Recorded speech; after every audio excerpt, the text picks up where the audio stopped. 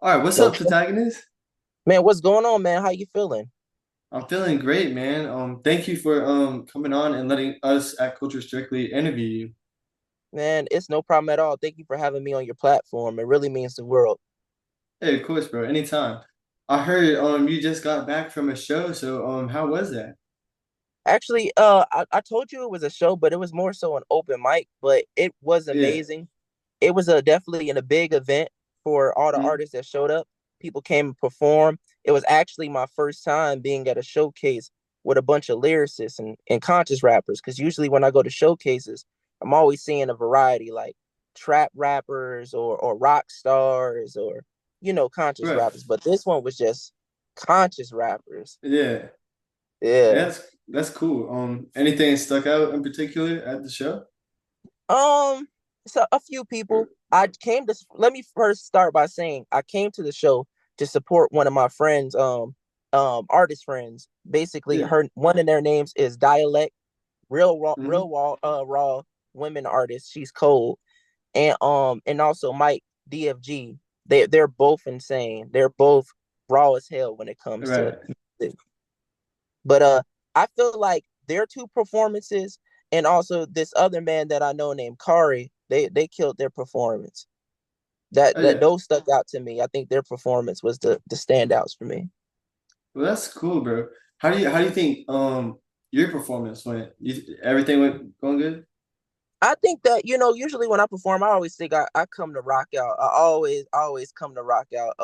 It was my first time performing my song Dear Rap, and Hmm. I feel like I did amazing. I feel like it was a good introduction for people who don't know about my music or don't know about my brand.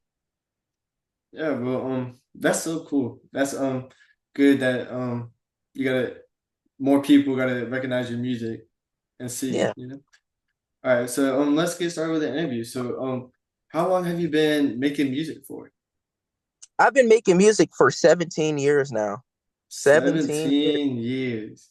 Yes, sir. I was 10 or 11 when I started first making music.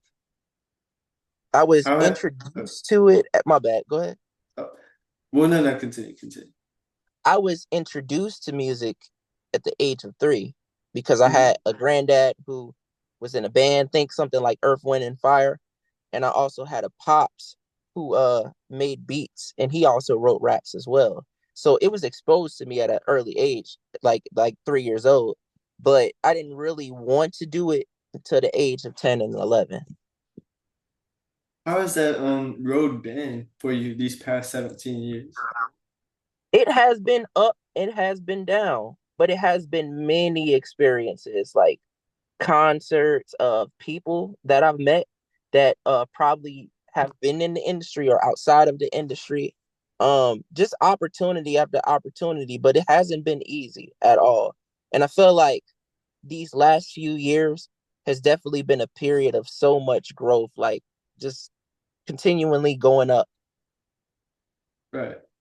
Now, when did you start releasing music on platforms? As early as okay, so I don't know if you want to count the SoundCloud days, but if you want to talk about Yeah. all platforms was 2018. I started like releasing music officially like 2018, but around 2013 is when I started uploading to something like SoundCloud and YouTube. Right, yeah. Well, that's cool. Now, where did the name Patagonist come from? PATAGONIST actually was made up by an old friend of mine that I used to have. Basically, I remember I was going by the name P Man, and Mhm. I ain't gonna lie, like after a while, I just thought that name was whack. I just thought like, who in the world is gonna call me that?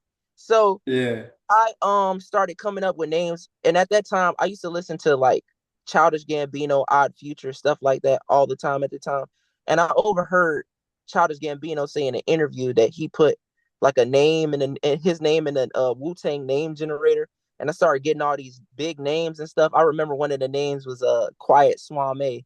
I had said I was gonna go by that name, but then I came up with one on my own. It was Continental Artillery. I thought that was too long, and even my friend told me that that was too long.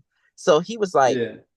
"Okay, so if you want, like, what do you want with your name?" And I said, basically, I just want something cool, like think Joey Badass. Like I want something like that. It makes in my name, but describes who I am. He's like, "Okay." How about you go with Patagonist? And at first I was like, ah, man, I don't know about that, man. I don't want to go by Patagonist. But then after like some hours of trying to come up with other names, I just gave up and I said, you know what? I'm just gonna call myself Patagonist. That's a So cool my whole story. How yeah, that's a cool story how you got your name. Because like some people just like make a name and stick to it, but yeah, that's cool how your homie made it for you. Now, yeah, no, for real. Thank you so much. yeah. Now, who's some of the people that like you look up to in the music industry? Do they have to necessarily be alive or do they have Yeah, to? no, like all time, all time. Okay, okay, all time. Well, I'm gonna first start by saying Tupac. Love Tupac. Tupac is amazing. He's one of the main reasons why I started rapping. Same thing with Kendrick Lamar. Like Hmm. Kendrick Lamar, like I love me Kendrick Lamar. Um, I will say that I've definitely had different phases of my career of different people inspiring me, but I feel like as a whole, it's been Tupac, it's been Kendrick, it's been Andre 3000, Kanye West, and Nas. Like those have been my main people that have influenced my music and inspired me. Outside of influences, I guess, with artists, I say my life has been also an inspiration for my music, you know, the things that I've been through and I feel like it just pushes me to just go harder and fight harder. So that's also an inspiration for my music as well. Yeah, that's some that you got some good artists. I can tell like their influences in the way you rap and the way you make your music, and that's just awesome, man. Thank you. So I'm going to say I want to add one more name to that list. One Yeah, person I yeah, want to go add to ahead. that list. And it's because like I really been listening to his music and people definitely draw this comparison a lot when they listen to my music is MF Doom. I really Yeah. love MF Doom. Like I was asleep. I'm not gonna lie. I was asleep for a long, long time on Doom because I listened to his music, but I didn't necessarily get the hype at first. But then when I Hmm. just sat there and listened to a full-fledged album and started listening to his catalog, I was like, man, this man is a genius. Like, this man is incredible. Like, it definitely inspires me too. Yeah, no, I was gonna say that because like your biggest song, How Is He the Villain? That kind of Yeah. has like an MF Doom vibe. Which is so weird, which is weird, right? Because when I made it, I was not the biggest MF Doom listener. And let me tell you my reasoning, by the way, for making the song. Okay, Yeah. so prior to making that song, I remember that um I would make all these villain songs, and I had villain songs like done in advance, like songs like Hmm. Villain on Canvas. I had Villain on Canvas literally done in 2021. It was done in 2021, and I put it out like last year. But I when I released it, everybody kept on saying, "Oh, the only villain we acknowledge, the only villain we know is Doom. You can't replace him." And I'm like, "What are you talking about? I'm not trying to replace Doom. Like Doom wasn't in mind when I made these villain songs. When I made How Was He the Villain? That was my you know pay homage to the old school, the people that came before you. But of course, when I wrote the lyrics and I made the flow, I wasn't thinking in my head, oh, I gotta sound like MF Doom or I gotta write lyrics like MF Doom. I was thinking in my head, I gotta write the way I normally write, but I'm going to sample MF Doom just so y'all know that I'm not trying to bite from him or trying to copy him. Like I acknowledge that MF Doom paved the road for rappers like me. And that's what I was trying to do with How Was He the Villain? Yeah, right. Did you expect that song to blow up? No, Yeah. no, I did not. I went in the studio, I recorded it. I had a vision. And the crazy thing is, it came together so last minute. I wrote the lyrics literally days in advance before I went to the studio. But as far as the sampling go, like the You Got Mail or the William Defoe Yeah. sample in the background, or even MF Doom, like that being in a record. I didn't know that I wanted all these things until the day of. I kid you not. Really? No, I kid you not. I'm not even lying to you, bro. That's cool how that song got made because like when you listen to that song, you think it was like pre-planned, you know, but then Yeah, hearing that, like it was all last minute. That's so cool. It gives it a it's cool just like little. it's It a gives a natural. cool. Wait, what'd you say? Oh, it gives like a cool little backstory to the song. Yeah, no, no, of course. And here's another thing. This is what a lot of people miss when they listen to How Is He the Villain or just villain songs in general. But when they listen to How Is He the Villain, they automatically draw the comparison to MF Doom, right? So Hmm. when you listen to villains, the villain persona coming from Doom, he's pretty much that villainous character. The dude with the metal mask, they see him as the villain. In my case, I am not the villain. That's why the song is a question. It's how is he the villain? And when I go into rhetorical good question, I'm pretty much saying it's pretty much obvious if you listen to the lyrics that I'm not the villain. And that's why I also say good question, because I'm wondering myself, how am I the villain? Because these people in my life did things to me. They went against me. I just simply just took it. I just allowed it to happen. I enabled these fake people around me. They're pointing at me and calling me the villain because now I'm coming out and saying like what y'all did was wrong. So now I'm the villain. Yeah. No, yeah, that's cool. Hey, thank you so Yeah. much. Yeah. So I just got brain fog. Yeah. No, it's okay. It's okay, man. Look, like this whole interview is a vibe, bro. It's just like literally Yeah. just, and it's not even an interview. It's just Yeah, it's just talk. like two guys just talking. Yeah, And what kind of rapper like do you consider yourself? Like, man. I could tell you that I'm a conscious rapper. I can tell you that I'm an alternative rap artist, but I just feel like, man, I'm just telling my story. At the end of the day, I'm a storyteller through and through. Anything you listen to, even if it's just me just having fun, it's still a story. yeah. Yeah, no, because I kind of like when I first listened to you, I kind of thought, oh, this guy's a conscious rapper. But then I Mm. listened to some more of your music and you have like kind of different vibes, Yeah. you know? Yeah, man. I always try to channel different things that I like and then I'm feeling. And that's where I think that Kendrick Lamar influence come from.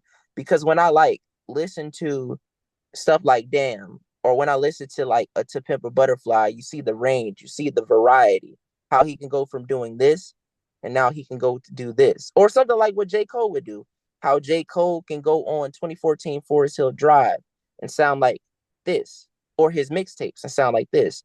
But then he goes on something like the Revenge of the Dreamers. He's rapping on all of these different type of beats or whatever. Like that's what type of artist I am. I just can't settle for boom bap. But just know that when you listen to me on anything else, it's still gonna have that boom bap soul to it, regardless of what it is.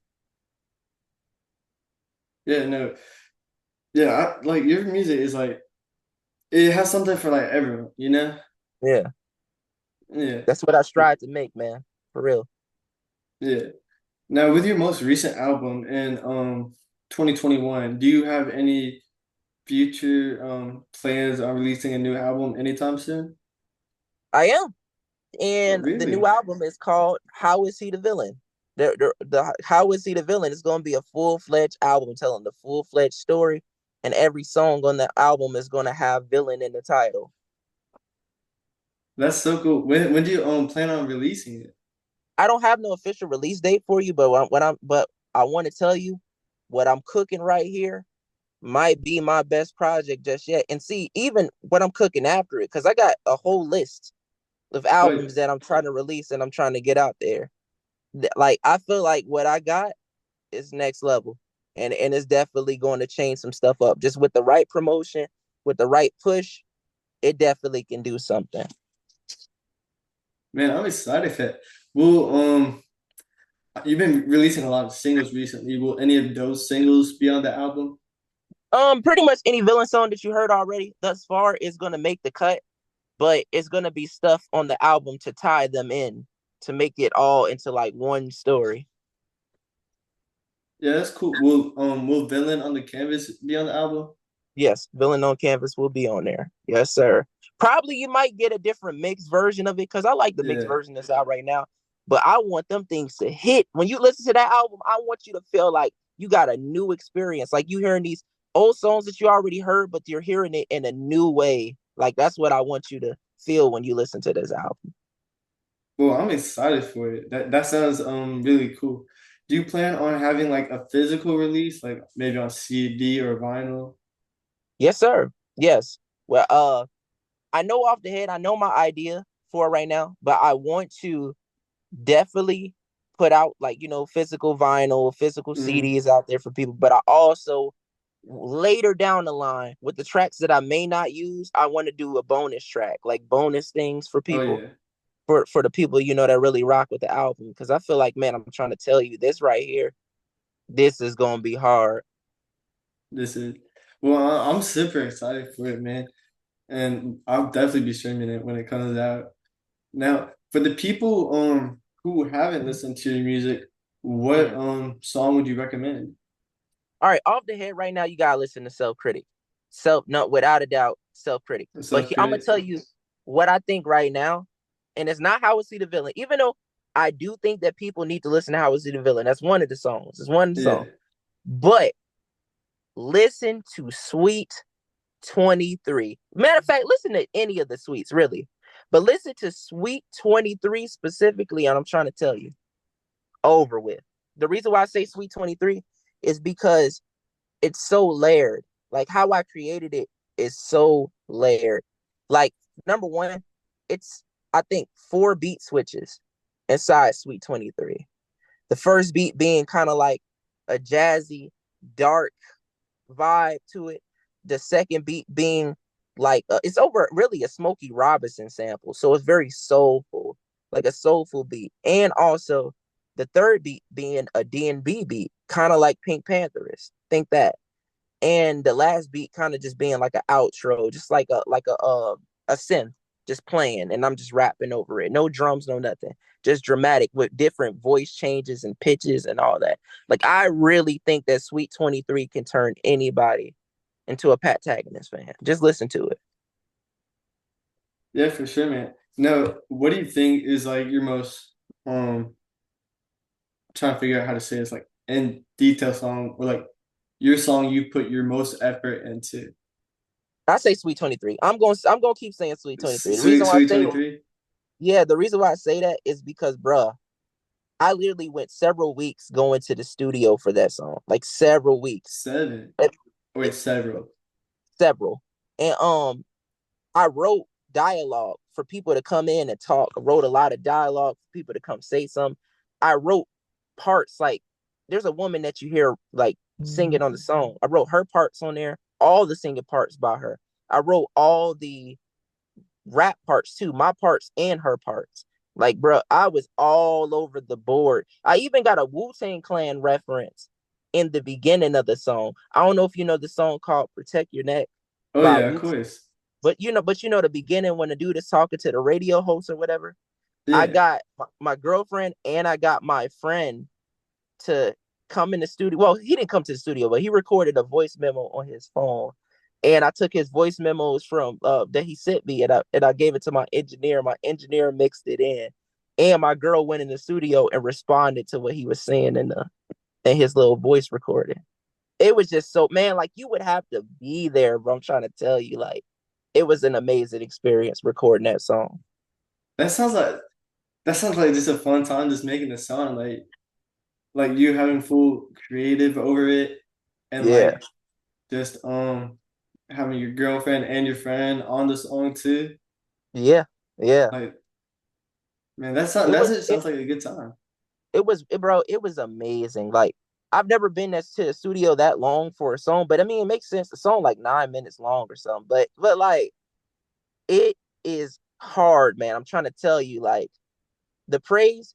I feel like if I would have promoted this song a lot more, it definitely would be where How Is He the Villain is at right now. Like I would, because it's a song made for everybody. And on top of that, I feel like the most cleverest part about this song is how I'm not even rapping from my perspective majority of the song. I'm rapping from the perspective of the people that the song is about. So things that they said, the actions that they made against me, all that. I'm rapping about all of that from their perspective, saying it how they would say it and how they would go about it. And then when we get to the third song of the song, I'm rapping from my perspective. Man, that's so cool. That kind of reminds me about Kendrick's song, like "Sing About Me, I'm Dying of Thirst," because you Yeah, have him yeah. rapping in different perspectives. Yeah, he's actually the one that inspired me to do that. Him, Really? Tupac, And even Cole, like Cole used to do it on the sideline story a lot. He used to rap from a woman's perspective. Or it was on Friday Night Lights, the song called Love Me Not. He rapped from a woman's perspective on that as well. So yeah, like Kendrick is the one and Cole is the one that put me on that rapping from different people's perspective thing, because I feel like it humanizes not only them, but it also humanizes the song itself. And I feel like that's what makes it more relatable, because now you're not just using your emotions and expressing how you feel, you're speaking for another person. Right. No, that's cool that that song like goes into that much detail, you know, that you spent Yeah, that much time on it. Now, thank you so much. now I have a different question. Now what inspires you to make music? Like, What inspires me to make music? Like I said, those artists I told you earlier, that's what yeah, inspires me to make music. My family, my daughter, my girl, they inspire me to make music. Um, in my life, like I told you, I've been through a lot. And one particular life changing moment, like I had a girlfriend back in 2019 that passed away. She passed away. And I feel like that moment right there alone, one of the experiences that pushed me to go so hard, like I'm going now, because she believed in me so hard. And I feel like if I was just to stop this and drop this, not only would that be a disservice to my effort and even just the passion that I have for this, but also it would be letting my family down, my girl, my daughter, and it would be letting my girlfriend that passed in 2019, her name was Destiny, it would be letting her down. Like I can't do that. These are the factors that keep me pushing as an artist outside of my passion and my love for music. right. Well, I mean, yeah, that's cool that all that keeps you going, and obviously like you can tell it by the way how much effort you put into each one of your projects. Yeah, thank you so much, man. Yeah, of course, bro. Now, I know you have um like little shows here and there. But do you Yeah. plan on anytime soon like doing a full show of just Patagonists like You performing know what? somewhere? You know what? I want to. I really want to. I feel like this phase that I'm in right now is just a building phase. Like I'm just building up and getting the fan base to, I guess, grow, which it Hmm. is. It's growing Yeah, definitely.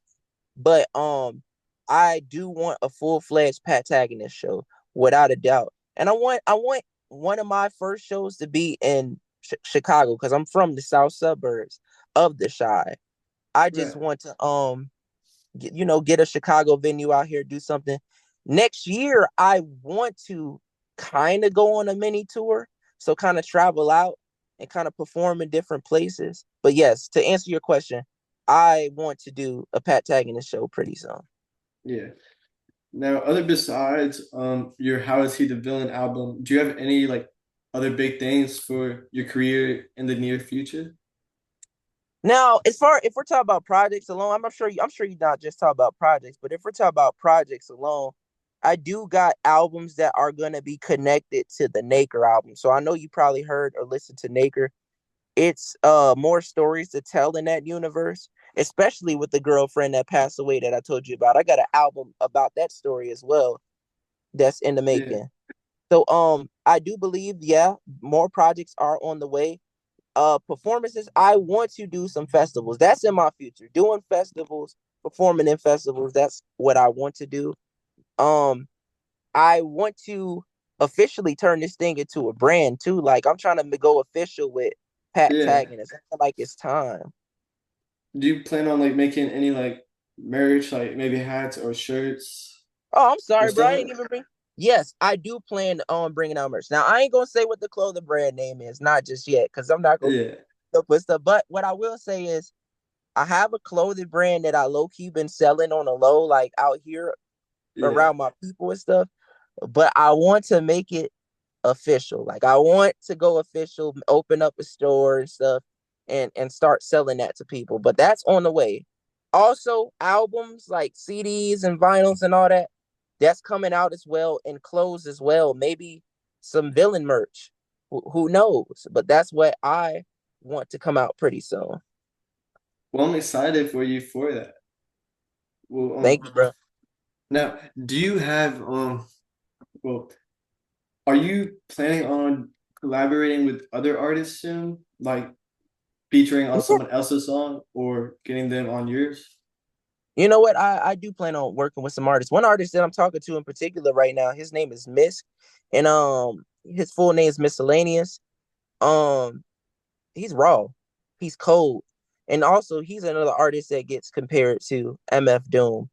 Um, Yeah, Me and him are already talking about stuff. I sent him a beat over. I'm going to send him some more over, but I really want to get something going on with him because he is dope. He's amazing. But yes, I want to work with the dopest of the most amazing, the most creative artists. I want to work with different people because I just feel like that's what this is about. It's always about collaboration and putting amazing things together. It's not just, work for one person. We have to collaborate. And I feel like if you want to be with the best, you got to stand with the best. You gotta do some verses with the best. Can't be the best if you yeah, don't do that at all. yeah. That's some good stuff right now, right there. Well, but that's all the questions I have for you tonight, and I appreciate you so much for doing this. It I really means a appreciate you lot. for having me on here, man. Like, man, you could be Oh, doing of anything course. else, but you reached out to me and you was like, man, I really want to do an interview with you, and I felt honored. Like, I just felt like, man, when's the last time I did an interview with someone? I can't even name it. So Yeah, I'm like, appreciate you for just reaching out to me and just making this happen for real. hey, of course, bro. Yeah, I love your music and everything. Man, that Well, means thank the you world. so, of course. Well, thank you so much, and that's it for the interview.